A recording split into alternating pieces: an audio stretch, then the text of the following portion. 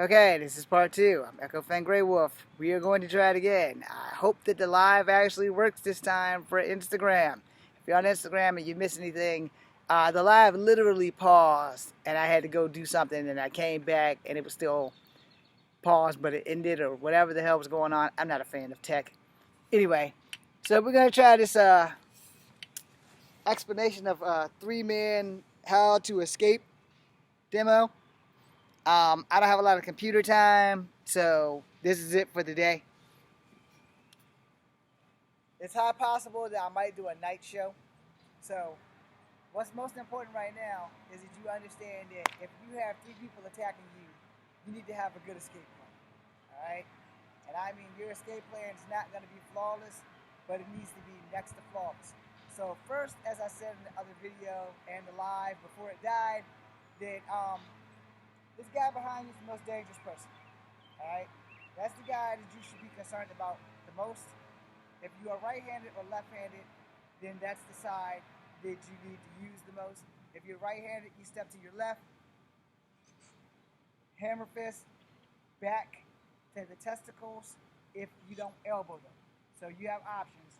You have an elbow or a hammer fist to the lower extremities, elbow to the gut, or hammer fist to the lower extremities. They are going to bend forward. You can take their head and put it in a headlock and bring your knee to their head. That should handle them. And then you should push them towards that enemy that's closest to them because this is the side that they're on for you. Do the same thing on the left side if you decide to use your left hand. Boom! Push that guy that way, attack this guy. Now, if you want to do this movie bullshit where you keep a hold of this guy, notice I said movie bullshit. Keep that in mind, because things don't work like that in real life. In real life, when fists are thrown at you, you need to be ready. It's not going to be a choreographed scene. Boom, boom, boom. You know, looks cool. It's not going to work like that in real life. You know, because when you elbow this guy, you need to be working on kicking this guy because you're going to see him coming. He's the closest target versus this guy. They're not going to crisscross each other like in the movies. That's just not going to happen. The reality of the simple fact is if they got a plan, this guy's the ace in their hole. If they're talking shit and they're quartering you and they're backing you up for a reason. There's either a person there or there's a wall there. I would advise you in the event of licking away for that split second to only make sure it's a split second. So just in case there's just a wall there, assume that there is a person there. And the reason why I say that because everybody always tell you don't assume anything. Alright? That's a contradiction. When there's a fight situation and you got two people and they're cornering you and they're backing you up and you haven't taken process of everything around you. You have not looked at the environment. You have not looked to see if there's actually a wall there before you start getting cornered, then there's probably a person there. If there is a person there, he is your most dangerous threat because he is behind you. The person that you don't see is always the guy that's going to turn the tide of battle against you. And that's something that martial artists should be teaching their students. They should be teaching everybody who goes through their door that if there is a 3-on-1 scenario, you need to worry about the guy behind you versus the two people that you can see. If you guys can actually see these things, let me move them in, because I don't know if you can see them or not. I'm pretty sure that the cell phone camera probably can't see them. But this guy behind me is my most dangerous opponent. I am not going to do this in a fucking real fight. It's not gonna fucking happen. Now, if I'm in a wrestling match, that's probably something that's feasible because I'm going to put my hand around the head of this guy and kick both of these guys. Or I'm going to put my legs around one of these guys and we're going to roll. You guys have seen that shit done 1,000 times before. You've seen it done in movies, and here's where reality kicks in. If you've never been jumped before a day in your life, you're going to find out real fast, quick, fast, in a hurry, that being jumped first sucks. Secondly, you can get through it because them killing you is murder and it's illegal, and when they put their hands on you, whether they know it or not, they're leaving touch DNA. And now I just told people that if you're jumping someone, you're probably leaving touch DNA, which by now, if you don't know, you can get my DNA off of your fabric. All right? I may not have had nothing to do with you all day other than I shook your hand and then you did this. Then somebody kills you and they got my DNA on your shirt because we shook hands. And my skin flakes and your skin flakes not combined when you did this. They don't wipe that shit on your shirt. Now I'm accused of your murder, even though when the camera saw us together, it was hours ago. I went my way and you went yours.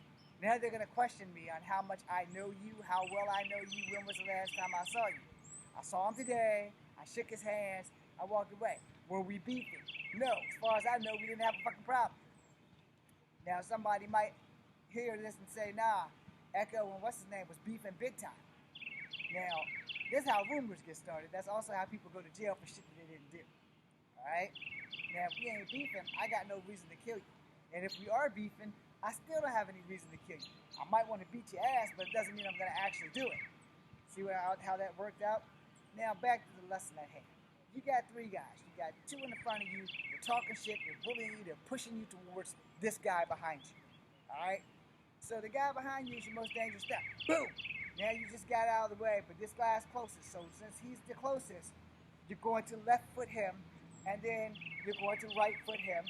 This guy gets back up, you're going to hit him again. You're not going to just let this son bitch get back up and try to hurt you. Therefore, you got to understand your distance of your body.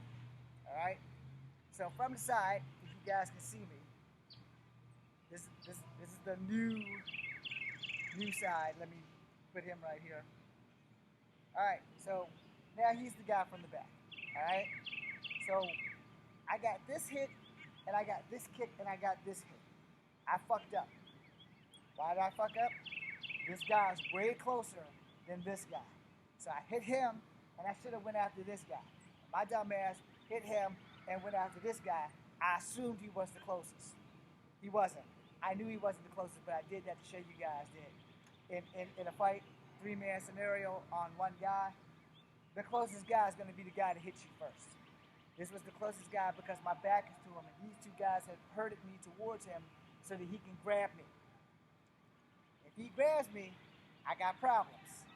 I'm not going to be able to lift both my feet up and kick both of these guys due to distance. I'm a short dude. If he doesn't get close enough, there's going to be a problem. This guy's holding me like this, so he can fling me around all he wants, and there's nothing I can do about it because he's flinging me the fuck around. This guy's right here, so he's probably going to throw some pop shots in. So, you have to understand where you are. You have to understand your situation. You have to understand body mechanics. Understand how long your legs are, how short your arms are. This guy here, if these two are talking to me and they're bumping me into this guy, once I've hit him, I know, like I bumped dead into him, I know I got a problem. If he goes for a rear neck and choke, he's got me dead twice. Because instead of me paying attention, I'm scared of these two cats, and they're backing me into this corner, which is how real life actually works. Now, to prevent that, since I'm going to be a martial artist of truth, I got options from here because I just backed into this guy. Boom, boom. Now, push him to this guy and strike this guy because this guy's the closest guy. All right?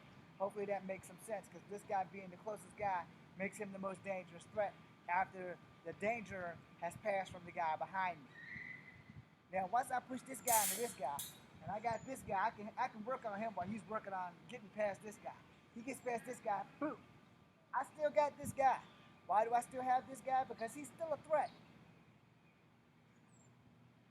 Until the threats are eliminated, unless you have no choice but to let one of them go, this guy, if you're holding on to him and you're beating him and you took care of this guy, he's down here. This guy's got to jump over him. So you're still handling him. Boom, boom, boom, boom, boom. These guys aren't going to just lay there. They're not going to lay there. They're going to get back on their feet and continue to come at you while you're fucking up their fray. So while you're boom, boom, boom, boom, boom, boom, tear this guy new one. When he's done, he's going to be done because you done put all your ass whipping skills into him. And then, knee him. He's done. Now you can focus on these two assholes. And you're going to need to know that. Because remember, once you take out the guy behind you, the other two guys are still there. They're still a threat. They're not as much of a threat because they don't have their third guy. They're still dangerous, but their ace in the hole is done. So again, depending on what hand you write with, your strongest hand is the hand I suggest you hit the guy with the back. You know, so if you are right-handed, you step to the left, you can hammer him in the testicles, or you can elbow him in the sternum, in the testicles. Depends on how tall some bitch is. So I always recommend the elbow. Boom. Because 9 times out of 10, if you elbow anybody right in this area, they're gonna bend over. When they bend over, you can put them in a headlock. I don't recommend you doing a stone cold stunner because you still have to get the fuck back up. You don't want to go on the ground unless it's already there. So when you elbow him and you back fist him, then you can go for this guy and keep going back to the guy that was behind you. This guy's going to be coming in. So boom, boom, boom. He's right there. That was a 3-hit combo. Elbow, punch, kick. Now what I probably should have done was elbow, punch, and then kick, because that would have been closer than trying to draw the power. But in the heat of battle, I'll be honest with you, in the heat of battle, you ain't gonna be thinking about that shit. You are not going to be thinking about correctness versus survival. This is survival. Boom, boom, boom. This is correctness. Boom, boom, boom. Because of where I stood, when I stepped to my left, I put myself in this guy's zone. All right? I hit this guy, I elbowed this guy, I stepped into this guy's zone the second I stepped over here. And we were like this, and I did this. I brought him closer. He's already in a dangerous spot for me. I brought this one closer. He has to change his trajectory. All right? He has to change his direction because of where we were. See, when we were right here together, they both lined up pretty decent.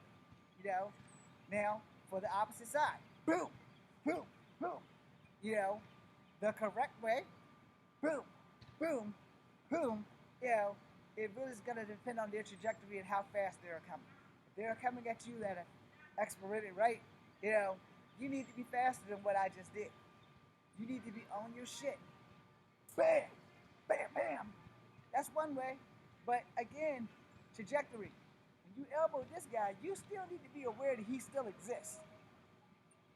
If you elbow him and he doesn't go down, then you probably didn't hit him right. All right? And that's the other thing, so I can end this video because my battery's about to die. The most important thing when you are getting jumped is to make sure that you hit people really hard in very special places. Down this kill zone is your only target. It does not mean it will be the available target at the time. And that is where you have to learn how to adapt. Because you got 3 people on your ass and they're not playing nice. So you need to be able to adapt. You need to know exactly where you're going to hit people. Have your game plan in your head at all times, but understand that your game plan changes when the fight starts. All right? Make sure you repeat that to yourself. Your game plan changes when the fight starts. If your game plan does not change when the fight starts, you're screwed. I'm going to end the YouTube because my battery's about to go red.